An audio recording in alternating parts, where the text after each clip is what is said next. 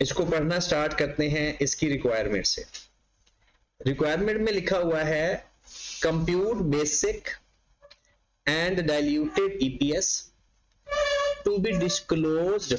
ये डिस्क्लोजर्स नहीं है, याद रखें, क्योंकि डिस्क्लोजर्स का सवाल जब आएगा ना वो बिल्कुल सेपरेट आपको नजर आएगा और उसकी प्रेजेंटेशन भी और तरह से होती है। To be disclosed in statement of profit और loss for the year December 21 और दिसंबर 22। बेसिकली हमने बेसिक और डाइल्यूटेड ईपीएस फाइंड करना है 2021 का और 2022 का। क्वेश्चन को इस तरीके से प्रेजेंट करो कि एग्जामिनर के दिल से दुआ निकले कि ये बंदा पास हो जाए। ऐसे वो ऐसी प्रेजेंटेशन होती है कि आप ना रिक्वायरमेंट इस तरह से प्रेजेंट करो, फिर उसकी वर्किंग साइड पे करो, क्वेश्चन को इतना बिखेरो ना कि उसके लिए मुश्किल हो जाए। अब उसने कहा है बेसिक और डाइल्यूटेड ईपीएस फाइंड करना है 2021 और 22 का।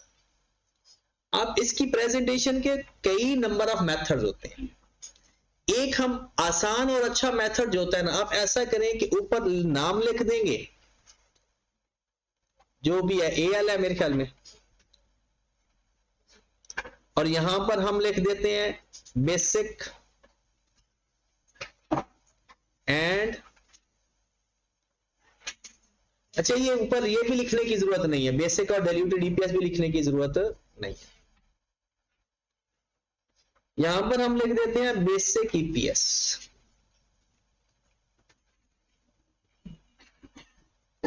ठीक है, और यहां पर लिख देते हैं डाइल्यूटेड ईपीएस। अगर आप बहुत अच्छे अंदाज में हल करना चाहते हो तो यहां पर लिख लो 2022 और यहां पर लिख दो 2021, ठीक है। बेसिक ईपीएस का एक फार्मूला यहां पर नीचे कहीं शो लाजमी किया करो, क्योंकि फार्मूला लिखना कंपलसरी होता है।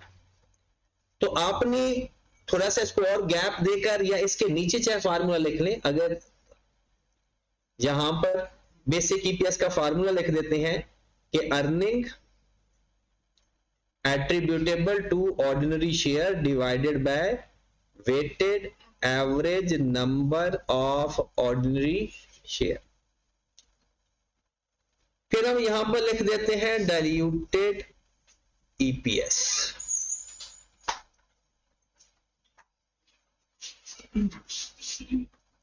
ठीक है, अब हमारे पास ये जवाब हो गया, ये जवाब वाला पेज हो गया। अब यहां पर हमने सिर्फ वैल्यूज लिखनी है। अब हम क्वेश्चन की तरफ चलते हैं, बाकी जो कुछ है वो वर्किंग में कर देते हैं। अब ऐसा भी कर सकते हैं कि 2022 का सारा सवाल करें फिर 2021 का करें, ऐसे भी कर सकते हैं। क्वेश्चन पढ़ते हैं। क्वेश्चन के अंदर लिखा हुआ है आउटस्टैंडिंग। आउटस्टैंडिंग का मतलब है कि जो आपके पास अवेलेबल है, ऑर्डिनरी, प्रेफरेंस और potential shares at 1/121। 6 million ordinary shares हैं 10 रुपए का एक, 2 मिलियन इररिडीमेबल प्रेफरेंस शेयर्स हैं जिसकी पार वैल्यू है 20, कैरिंग कम्युलेटिव। इसका मतलब है डिविडेंड चाहे डिक्लेयर हुआ है या नहीं हुआ, इसको हमने लेना ही लेना है। और ये पहले से ही पड़े हुए हैं आपके पास, इसके साथ टाइम फैक्टर भी नहीं लगेगा। ये चीजें पढ़ के पता चल जानी चाहिए। 3 मिलियन शेयर ऑप्शन और एक्सरसाइज प्राइस कितनी है 36। उसके बाद 1 सितंबर 21 40% right share issue to its ordinary shareholder at the rate of ₹18. The entitlement date of the right share is 1st October 21. The market price immediately before announcement date and before entitlement date is ₹30 and 32. हमने लेना होता है immediately before entitlement date, तो वो कितनी amount आएगी 32। तो क्या इस पे राइट इशू फैक्टर लगेगा या नहीं? बिल्कुल लगेगा। राइट इशू का फैक्टर तब लगता होता है जब आपकी जो राइट प्राइस हो वो कम हो और जिस फेयर मार्केट प्राइस या एवरेज मार्केट प्राइस ज्यादा। अगर ये बराबर हो तो कभी नहीं लगेगा। उसके बाद वो कहता है एवरेज मार्केट प्राइस ड्यूरिंग 21, 30 और 45। आपकी जो स्ट्राइक प्राइस है वो 36 है। स्ट्राइक प्राइस क्या है? 36 और एवरेज मार्केट प्राइस है 30 और 45।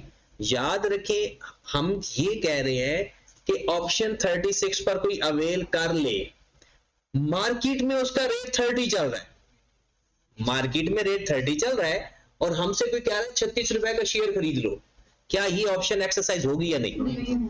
जब भी एक्सरसाइज प्राइस ज्यादा हो हम लिखेंगे option will not be exercise because out of the money. Option will not be exercise because out of the money. लफ्ज दो इस्तेमाल होते हैं, in the money, out of the money. In the money मतलब हम एक्सरसाइज करेंगे, out of the money हमें ज्यादा खर्चा पड़ रहा है, हम उसको छोड़ देंगे। ये टर्म वैसे ये BFD में इस्तेमाल करोगे, यहां पर बस इतना ही लफ्ज है कि जब भी आपकी एक्सरसाइज प्राइस ज्यादा हो option will not be exercise because out of the money. ये टर्म इस्तेमाल करनी, ये सेंटेंस लिख देना। इसका मतलब है 2021 में ऑप्शन एक्सरसाइज नहीं करेंगे, 2022 में ऑप्शन एक्सरसाइज कर लेंगे क्योंकि स्ट्राइक प्राइस 36 है। ओके होगी बात, समझ लगी इस बात की? आगे चलते हैं। Profit for the year 2021 24 million, 22 34 million. No dividend was declared, लेकिन कम्युलेटिव था तो डिक्लेयर्ड हो या ना हो हमने डिविडेंड लेना ही लेना है। फिर कहते हैं share option were not exercised. ये ऐसी चीजें हैं जो बंदे के दिल में वस्फ से पैदा करती हैं। यहां लिखा हुआ option will not be exercise, बंदा समझेगा कि ऑप्शन तो एक्सरसाइज करनी नहीं, शायद ऑप्शन लेनी नहीं। Option will not be exercise का मतलब है वो स्टिल वो पड़ा हुआ है हमारे पास पोटेंशियल शेयर होल्डर के तौर पर। ऑप्शन एक्सरसाइज होगी, अगर हो जाएगी अगर, तो फिर तो वो खत्म हो गया, फिर तो वो ऑर्डनरी शेयर होल्डर बन गया। ये कब तक पोटेंशियल शेयर होल्डर रहेंगे? जब तक ऑप्शन एक्सरसाइज नहीं हो। अब वो कहता है बेसिक और डाइल्यूटेड ईपीएस करो। पहले तो हम 2021 का डाटा लेते हैं, 2021 की इंफॉर्मेशन को हाईलाइट करते हैं। ये सारी 2021 की इंफॉर्मेशन है। 1121 हमारा ईयर दिसंबर है तो ये भी 21, यहां पर 21 ये है। उसके बाद आगे कुछ बताया ही नहीं हुआ और उसने कहा जी बेसिक और डाइल्यूटेड ईपीएस फाइंड करें। तो सबसे पहले मुझे बताएं आपका जो प्रॉफिट है ये 2021 है आपका, आपके पास प्रॉफिट कितना है 2021 का? 24। क्या उसके ऊपर, क्योंकि नीचे तो कुछ यही सारा कुछ है, क्या उसके ऊपर ये प्रेफरेंस डिविडेंड का असर होगा? बिल्कुल होगा, क्योंकि कम्युलेटिव भी है और इररिडीमेबल भी है। तो 2 million multiplied bye 20 multiplied by 14%, कितना? 5.6 माइनस 5.6 डिवाइडेड बाय, वर्किंग करनी पड़ेगी। चलो जी वर्किंग कर लेते हैं। Weighted average number of share की वर्किंग कर लेते हैं। वर्किंग नंबर 1, पहले एडजस्टमेंट फैक्टर भी फाइंड कर लेते हैं। Right issue factor, right issue adjustment factor. हाँ जी, राइट इश्यू एडजस्टमेंट फैक्टर कितना है? 40%। सबसे पहले तो हम फेयर मार्केट प्राइस लिखेंगे divided by theoretical x right price. Theoretical x right price. हाँ जी, ये बात किसको नहीं पता वो सीख ले। 40% राइट शेयर इशू किया, right share multiplied by right price plus ordinary shares multiplied by fair price divide by number of share. तो right share 40% multiplied by right price 80 plus 100 multiplied by 32 divided by 40 plus 1, कितना answer? 28। अगर इसको 4 पे cancel हो रहा है तो कर दो 8 ओवर। सर आपने यहाँ पे ऑर्डिनरी शेयर को 100 कंसीडर करके तो इसलिए हाँ, परसेंटेज जब भी होते हैं ना तो ऑर्डिनरी शेयर्स को 100 कंसीडर करते हैं, वो परसेंटेज नहीं देगा फिर हम तो फिर वो जो फ्रैक्शन बताएगा हर 2 के बदले 5, 3 के बदले 2, फिर उस तरह से ऑर्डिनरी शेयर जितने के बदले होगा और राइट शेयर जो बताएगा। ये सारे सवाल ना पूछते रहा करो, ये चीजें आपकी क्लियर हो जाएंगी और आप बड़े हो जाओ, छोड़ दो दिमाग से बचपना, निकाल दो, सीरियस हो जाओ थोड़े से।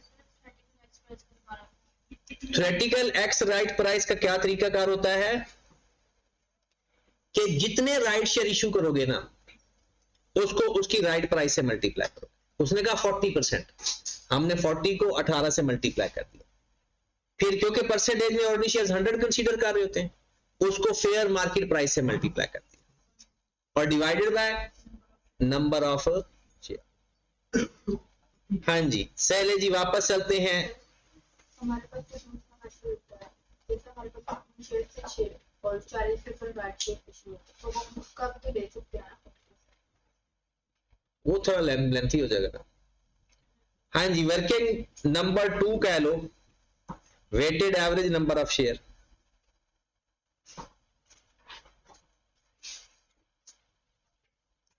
Weighted average number of share. अब इसमें क्या करेंगे, सबसे पहले date, number of shares, as, adjustment factor, फिर टाइम, बल्कि पहले टाइम लिख लिया करो, multiplied by adjustment factor is equal to weighted average number of share। हाँ जी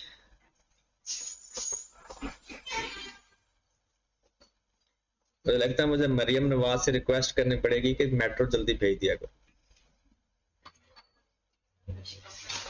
रश कम कर दे।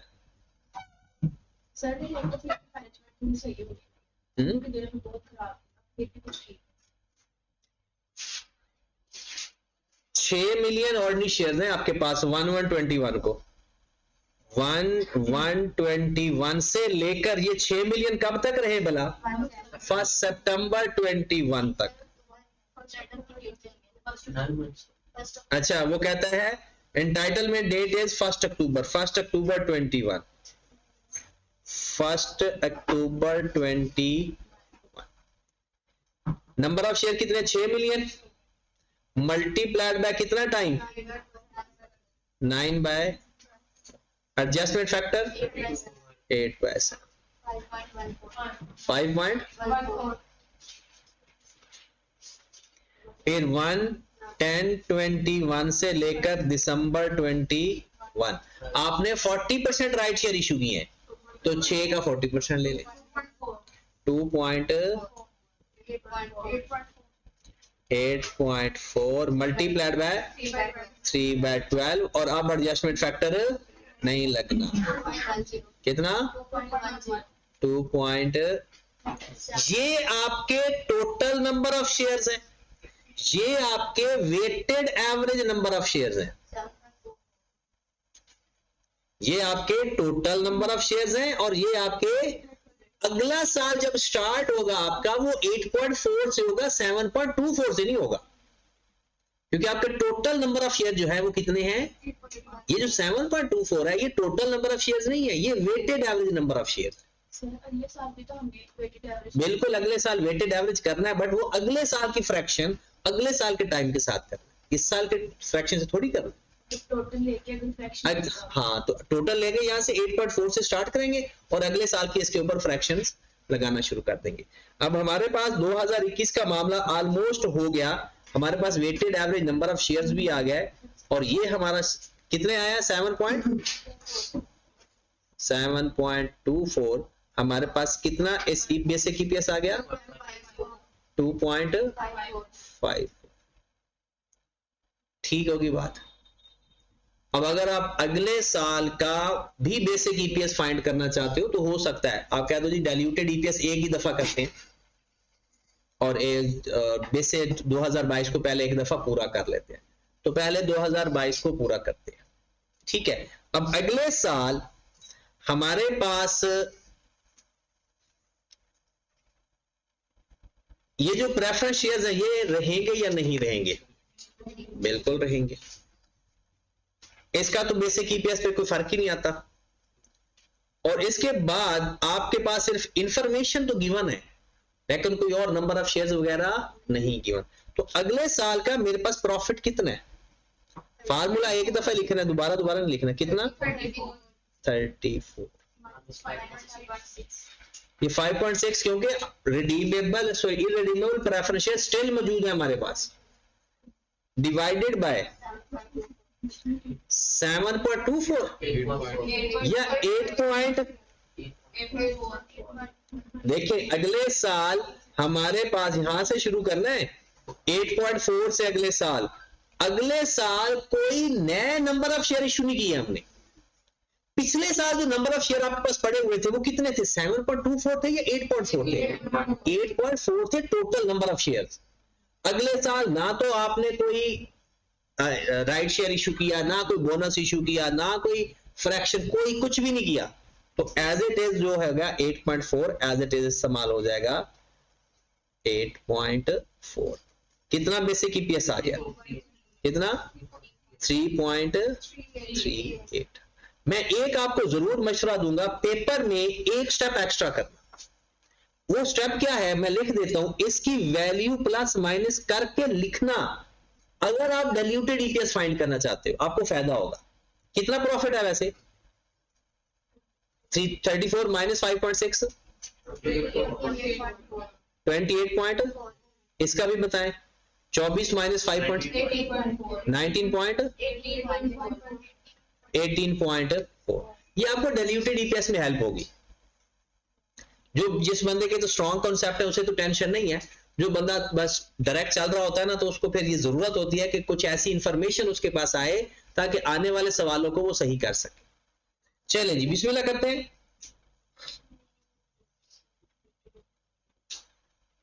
डाइल्यूटेड ईपीएस पहले 2021 पे चलते हैं।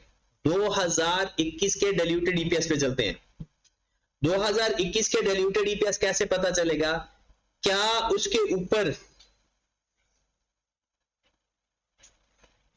ये वो कह रहा है ये तो राइट शेयर हो गया, खत्म हो गया, एवरेज मार्केट प्राइस सिर्फ ऑप्शन ही है और तो कुछ है ही नहीं। 2021 में आपके पास ऑप्शन एक्सरसाइज नहीं हुई क्योंकि out of the money case था। क्योंकि कौन सा था? Out of the money. Out of the money case कब होता? जब एक्सरसाइज प्राइस ज्यादा हो। जब एक्सरसाइज प्राइस ज्यादा हो, जब एक्सरसाइज प्राइस कम होगी तब हम एक्सरसाइज करेंगे। महंगे कौन खरीदता है? ठीक होगी बात। तो हम क्या लिखेंगे फिर? इसका डिल्यूटेड ईपीएस भी 2.5 लिखेंगे जरूर। अब चले जाते हैं हम 2022 में। अब 2022 के अंदर हमारे पास ऑप्शन एक्सरसाइज हुई, इंक्रीज है नंबर ऑफ शेयर, बस वही सारी फॉर्मेलिटी निभाते हैं। Incremental earning,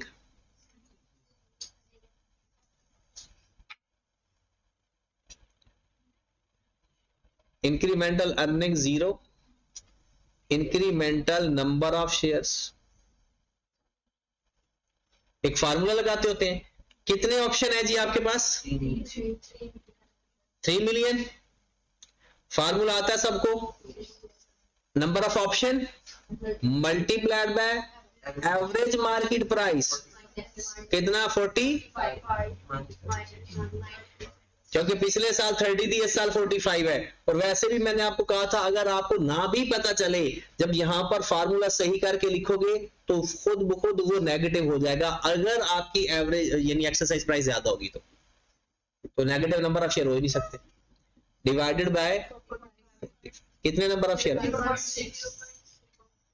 0.6। और ईपीएस में कितना इजाफा हुआ? इंक्रीमेंटल ईपीएस कितना है? Incremental EPS.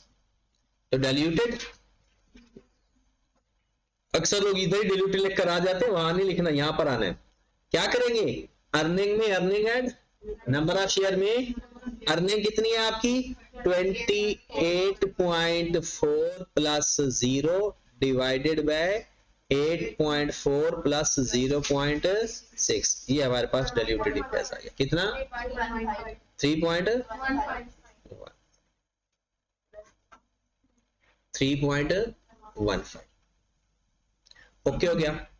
अच्छा 2021 का ईपीएस रीस्टेट होगा, ध्यान से बताएं और बड़े प्रॉपर ख्याल से बताएं क्या, और कॉन्सेप्ट से पूछना है मैंने, ऐसे तुक्का नहीं मारना, क्या खुद से सोचना है, गलत हो जाएगा ना, क्या है हम कौन सा आई कैप के सामने बैठे हैं, क्या 2021 का ईपीएस रीस्टेट होगा खतीजा, होगा, फातिमा होगा, सानिया होगा, होगा, नहीं होगा, मैंने बाद में पूछना है यस या नो क्यों कह रहे हो, हाँ रानिया नहीं होगा, नहीं होगा, हाँ निशा होगा, हुज़ैफा होगा, हाफिज साहब नहीं होगा, वजनफर क्यों नहीं होगा, कोई और इशू नहीं है। हाँ जी, अच्छा वो इधर इधर, अच्छा एक मिनट, जो तो कह रहे हैं पिछले साल का ईपीएस रीस्टेट होगा, राइट? अच्छा अभी कौन कौन ऐसा जो नहीं बदला, क्योंकि मैं यही पूछूंगा नहीं होगा तो फिर क्यों, दोनों पूछूंगा। हाँ क्यों, जब ईपीएस रीस्टेट होता है कब होता है, क्यों होता है? 2022 के जो एडजस्टमेंट फैक्टर्स होते हैं ना, वो पिछले साल के ईपीएस को रीस्टेट करते हैं। 2022 में तो कोई एडजस्टमेंट फैक्टर था ही नहीं। अगर 2022 में कोई भी एडजस्टमेंट फैक्टर होता, वो फैक्टर पिछले साल को भी रीस्टेट करता है। अब एडजस्टमेंट फैक्टर था 2021 में, वो अगर रीस्टेट करेगा तो 2020 को रीस्टेट करेगा। तो ये 2022 में कोई एडजस्टमेंट फैक्टर नहीं था, इसलिए पिछले साल के जो ईपीएस हैं वो रीस्टेट नहीं होंगे।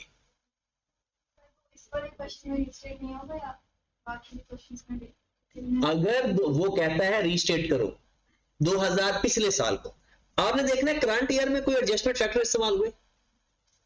अच्छा रीस्टेट करते कैसे हैं? करंट ईयर के एडजस्टमेंट फैक्टर को पिछले साल के ईपीएस के साथ या उसके नंबर ऑफ शेयर्स के साथ छेड़खानी करवा कर देते हैं। ऐसा ही होता है ना कि अगर ईपीएस को रीस्टेट करना हो डायरेक्ट, लेकिन वो डाइल्यूटेड में वो भी नहीं करते, सिर्फ बेसिक ईपीएस को करते।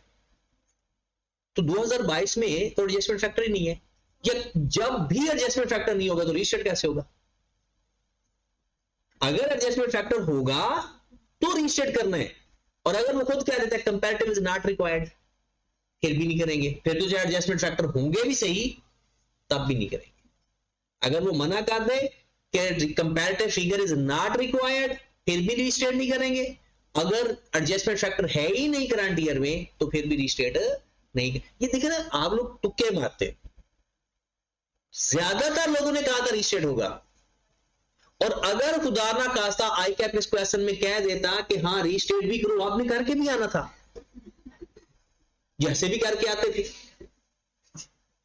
चीजें ना कॉन्सेप्ट स्ट्रांग रखो। कॉन्सेप्ट स्ट्रांग तब होगा जब आप पुरखलूस नियत से पढ़ोगे, और वो जो पुरखलूस नियत है ना, वो क्लास बैठे पता चल जाता है कि किसकी नियत सही है और किसकी नियत खराब है। तो क्योंकि जब बंदा कोई चीज सीखता है ना, बॉडी लैंग्वेज ही और हो जाती है, एनर्जी आना शुरू हो जाती है बंदे के अंदर। चलें जी अगले सवाल पे चलते हैं। इसलिए मुझे पता था कि अगर मैंने ये कह दिया कि हाँ ये सवाल तो आपके हो जाते हैं, सोल्यूशन नीचे गिवन होता है। आज का टॉपिक है ना वो कंप्लीट करवा दूं, क्योंकि आज लाजमी उसको खत्म करना है, डिस्क्लोजर्स को। तो डिस्क्लोजर पढ़े रिलेटेड टू IAS 1333, क्योंकि अगर ये सवाल करने लगे तो डिस्क्लोजर रह जाएंगे, वो आज फिर टारगेट पीछे चले जाएंगे हम। हाँ जी, तो बिस्मिल्लाह करें जरा। Disclosures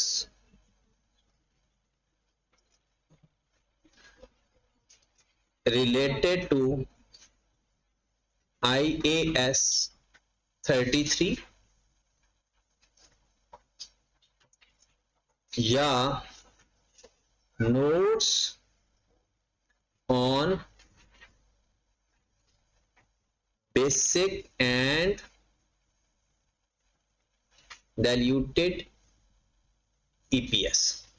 Disclosures related to IAS 33, disclosures related to IAS 33 या notes on basic and diluted EPS. अब पेपर में सवाल इसके टोटल 4 टाइप के हैं। एक टाइप एमसीक्यूज वाले सवाल आ जाएंगे, थ्योरेटिकल पोर्शन आ जाएगा। एक सवाल है बेसिक और डाइल्यूटेड ईपीएस फाइंड करके और रीस्टेट करवा लेता है। तीसरा है प्रेजेंटेशन का, वो कहेगा स्टेटमेंट ऑफ प्रॉफिट और लॉस अकाउंट में ये कैसे प्रेजेंट होगा, क्योंकि ये सिर्फ एसओपीएल में प्रेजेंट होता है, एसओएफपी में प्रेजेंट। और चौथा सवाल है इसका कि आप डिस्क्लोजर्स बनाएं। अब डिस्क्लोजर्स बनाने के लिए आपने 2 चीजें डिस्क्लोज करनी है। मैं थ्योरेटिकल भी बताऊंगा क्योंकि अब एमसीक्यूज भी आते हैं, और न्यूमेरिकल भी बताऊंगा। थ्योरेटिकल में सिंपल ये है कि आपने इसका बेसिक ईपीएस को भी डिस्क्लोज करना है और उसके चीज के अंदर जो चीजें एडजस्ट होनी है वो भी डिस्क्लोज करनी है। मतलब अर्निंग और प्रेफरेंस शेयर्स का डिविडेंड और weighted average number of shares के अंदर जो आपने फाइंड करना है वो भी सारा डिस्क्लोज करना है। और डाइल्यूटेड ईपीएस में भी सारी बातें डिस्क्लोज करनी है। कैसे डिस्क्लोज करनी है उसका तरीका देख लें। सबसे पहले आपने लिखना है नाम, notes to the financial statement,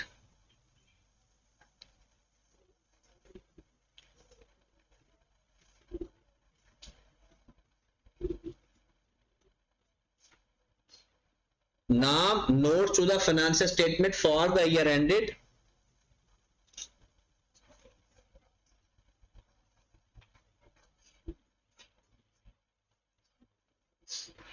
जो भी साल होगा। एक साल है तो ऊपर करंट ईयर लिख देंगे और साथ कंपैरेटिव लिख देंगे। अगर 2 साल है तो 2 लिखेंगे, 1 साल है तो 1 साल, 1 साल है तो फिर नीचे लिखने की जरूरत नहीं है, ऊपर ही 2026 लिख देंगे। बट अगर वो कहता है साथ कंपैरेटिव, जो कि लाजमी कहता है, तो फिर नीचे ही लिख देंगे, ऊपर 2026 आ जाएगा, नीचे पे 2026 और 2000। जैसे फर्स्ट आपने पार्ट 1 में पढ़ा है, यानी एफएआर में पढ़ा हुआ है कि डिस्क्लोजर्स कैसे बनाते हैं। सबसे पहले आपने लिखना है अर्निंग, बेसिक ईपीएस। हेडिंग क्या देनी है? बेसिक ईपीएस, ये आपकी हेडिंग है। फिर आपने हेडिंग देनी है earning used for basic EPS. दूसरी हेडिंग क्या देनी है? Earning used for basic EPS, या सिर्फ अर्निंग भी लिख सकते हो क्योंकि ऊपर बेसिक ईपीएस लिख दिया है। हाँ जी, सबसे पहले आप लिखोगे profit after tax.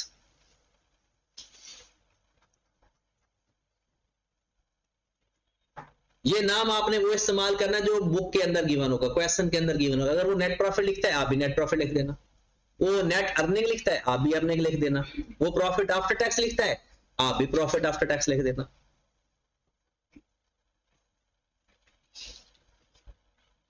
Adjustment of error if any. अगर कोई आपके इस प्रॉफिट के अंदर गलती थी, कोई आपने पीपीई से रेवेन्यू एक्सपेंस लिख दिया था, कोई किसी भी किस्म का अगर कोई एरर था, गलती थी, उस प्रॉफिट को ठीक करेंगे, जो कि आज तक पेपर में अभी तक नहीं आया। फिर आपने लिखना है less irredeemable preference dividend, irredeemable preference dividend.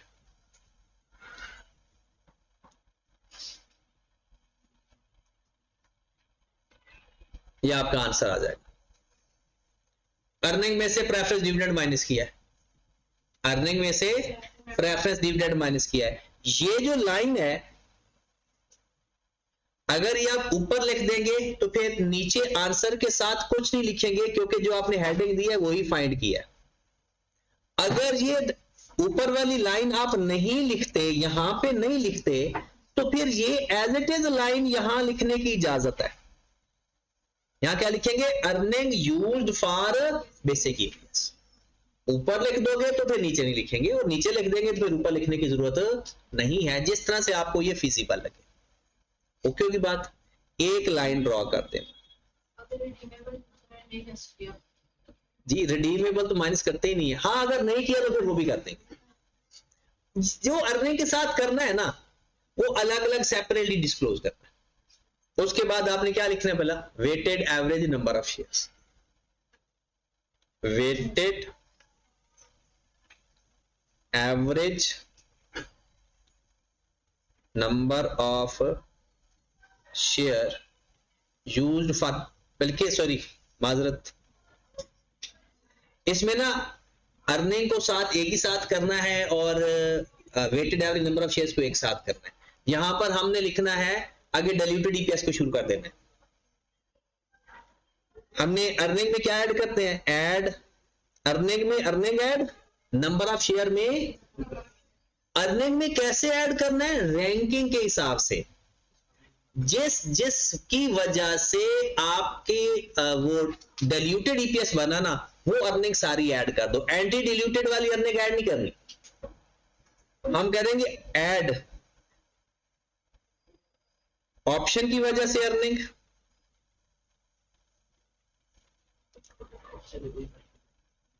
वो तो होती नहीं है एक तरह से। फिर आपने करना है जी पी शेयर्स का डिविडेंड। जो जो डाइल्यूटेड ईपीएस की वजह से हमारी अर्निंग में इजाफा होता है, वो आपने सीक्वेंस के हिसाब से लिखना है, रैंकिंग के हिसाब से लिखना है। Convertible bond interest,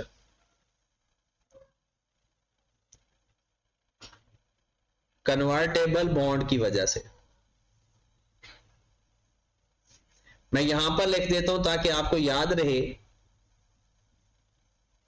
only diluted, anti diluted वाली अर्निंग नहीं लेकर आएंगे। क्लोज कर देंगे और यहां पर लिखेंगे earning used for, earning used for diluted EPS, earning used for diluted EPS. ये हमारे पास फॉर्मेट है किसका? अर्निंग वाली साइड। सबसे पहले अर्निंग लिखना है जो गिवन है, उसके बाद प्रेफरेंस डिविडेंड माइनस कर देना है, फिर वो जो इंक्रीमेंटल अर्निंग लेते हैं वो जितनी है वो प्लस कर देनी है। ये हमारा अर्निंग वाला हिस्सा बन गया। दूसरा हिस्सा है weighted average number of shares, weighted average number of, ये हेडिंग है। फिर हम नीचे लिखेंगे weighted average number of shares used for basic EPS, weighted average number of shares used for basic EPS. ये जो हम वर्किंग नहीं करते, वो वर्किंग से लेकर आएंगे। जो weighted average number of shares की वर्किंग फाइंड करते हैं, फिर इसमें ऐड कर देंगे अर्निंग में earning add, number of shares में नंबर ऑफ शेयर्स ऐड। तो नंबर ऑफ शेयर्स कैसे ऐड करेंगे? उसी तरह से ऑप्शन वाले पहले रैंक के हिसाब से, फिर पी शेयर्स के हिसाब से, कन्वर्टेबल बॉन्ड वाले,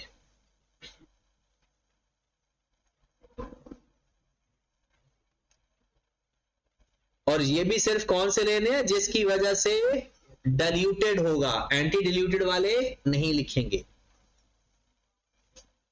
weighted average number of shares used for diluted EPS.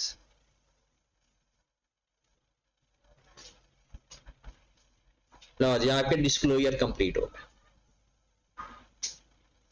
और पेपर में आए भी हुए। ये भी बिल्कुल जो वर्किंग है ना उसको प्रेजेंट करने का तरीका है, वर्किंग कोई पुरानी है, वर्किंग सारी वही है, सिर्फ प्रेजेंट करने का तरीका चेंज है। ठीक है, तो कोशिश करना कि कल एक सवाल कर लेना इसका, और इसकी मैं रिक्वायरमेंट पढ़ने का तरीका बता देता हूं बस। क्वेश्चन नंबर 29 कर लिया ना हमने, 30 मैं दोबारा एक दफा डिस्कस कर दूंगा कि पता नहीं मैंने उस क्वेश्चन में गलती देखी थी या। यहां पर देखिएगा जरा, ये क्वेश्चन आपने करना है, एक अच्छा सवाल है, compute basic and diluted EPS to be disclosed. ये डिस्क्लोजर्स नहीं है, ये नॉर्मल सवाल है। For the year ended this, ये एक नॉर्मल सवाल है। क्वेश्चन नंबर ये 28 हो गया जी, ये आपने करना है। और यहां पर सवालों में बस फर्क देखना है ताकि काम हो जाए। ये देखें, compute basic and diluted EPS, prepare disclosures note in accordance with IS. तो यहां ये लिखो ना टू बी डिस्क्लोज, तो लोग जाकर डिस्क्लोजर बनाकर आते हैं। नहीं, डिस्क्लोजर का सवाल अलग से होता है। प्रिपेयर डिस्क्लोजर्स या नोट ऑन ईपीएस भी कह सकता था, डाइल्यूटेड ईपीएस भी कह सकता था। तो ये क्वेश्चन आपने ये 27 और 28 कल करके आना। तो कल इंशाल्लाह हम मिलके 27 क्वेश्चन करेंगे, 28 करेंगे और 30 क्वेश्चन को दोबारा एक दफा करेंगे। ठीक है, और ये करके आने अब